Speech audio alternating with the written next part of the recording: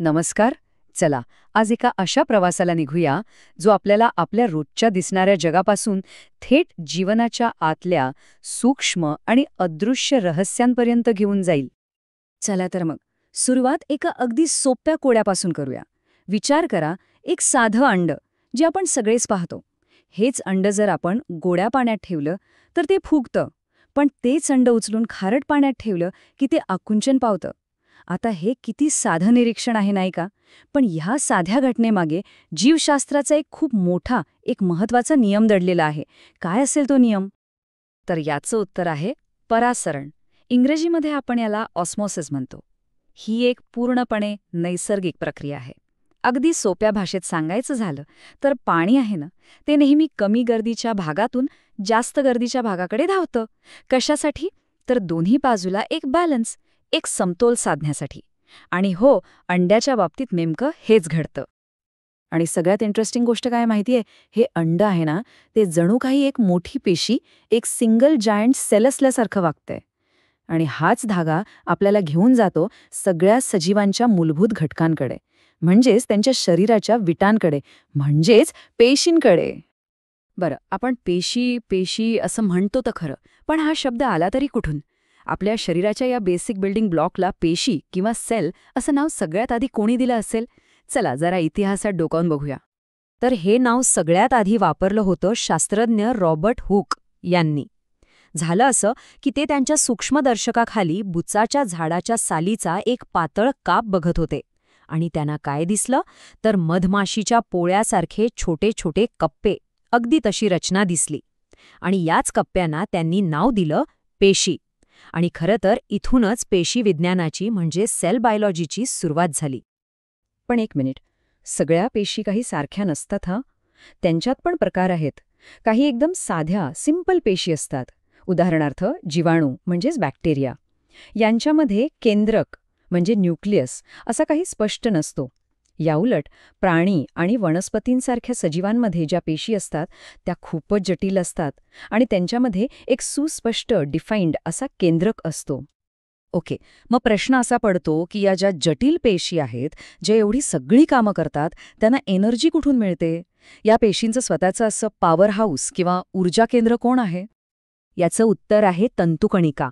आपण त्याला मायटोकॉन्ड्रिया म्हणून ओळखतो आणि यालाच पेशीचं पॉवर हाऊस असं म्हणतात. याचं काम अगदी एखाद्या पॉवर प्लॅन्टसारखाचं आहे. आपण जे अन्न खातो त्यातील पोषक तत्व घ्यायचे आणि त्याचं रूपांतर पेशीला वापरता येईल अशा ऊर्जेमध्ये करायचं.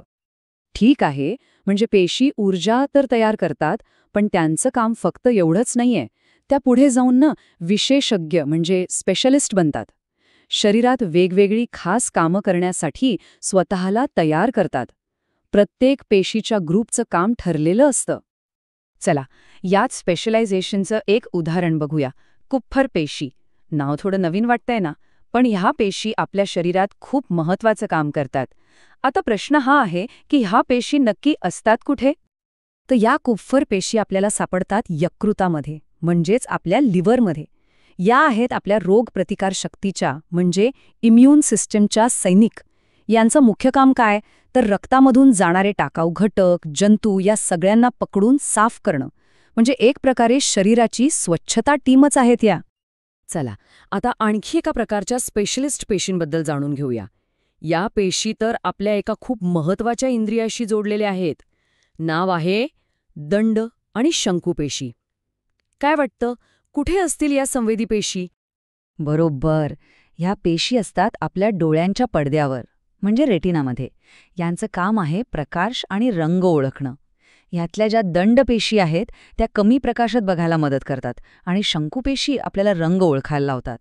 खरं तर त्यांच्यामुळेच तर आपण हे सगळं सुंदर जग बघू शकतो. तर आत्तापर्यंत आपण काय पाहिलं? पेशी कशा ऊर्जा बनवतात, कशा वेगवेगळ्या कामांसाठी स्पेशलिस्ट बनतात. पण ही सगळी गुंतागुंत, हे सगळं वैविध्य, या सगळ्याची सुरुवात होते एका मूलभूत आणि खूप महत्वाच्या जैविक प्रक्रियेतून. आणि ती प्रक्रिया आहे मिओसिस. मराठीत याला म्हणतात अर्धगुणसूत्री विभाजन. ही ती प्रक्रिया आहे जी लैंगिक प्रजननाचा पाया आहे. याच प्रक्रियेत पेशी विभागल्या जातात आणि युग्मक म्हणजे गॅमेट्स तयार होतात. आणि यामुळेच सजीवांमध्ये जेनेटिक व्हेरायटी म्हणजे अनुवांशिक विविधता तयार होते. पण ही प्रक्रिया खूप शिस्तबद्ध आहे, म्हणजे काही अचूक टप्प्यांमध्येच होते. तर मग या टप्प्यांचा योग्य क्रम काय असेल? मिओसिसच्या पहिल्या आणि सगळ्यात महत्त्वाच्या अवस्थेमध्ये म्हणजे प्रोफेज 1 मध्ये काही टप्पे आहेत आणि त्यांचा अचूक क्रम असा आहे. हे जणू काही एका जैविक नृत्याच्या स्टेप्स आहेत असं समजा. पहिली स्टेप लेप्टोटीन, दुसरी झायगोटीन, त्यानंतर येते पॅचिटीन, मग डिप्लोटीन आणि सगळ्यात शेवटी डायकायनेसिस. याच ठरलेल्या क्रमाने गुणसूत्रांची जुळणी होते, त्यांच्या जेनेटिक माहितीची अदलाबदल होते आणि याचमुळे सजीवांमध्ये विविधता निर्माण होते. तर बघा, आज आपण एका साध्या अंड्याच्या फुगण्यापासून सुरुवात केली आणि थेट जीवनाच्या निर्मितीच्या गुंतागुंतीच्या प्रक्रियेपर्यंत पोहोचलो. सगळं कसं एकमेकांशी जोडलेलं आहे नाही का?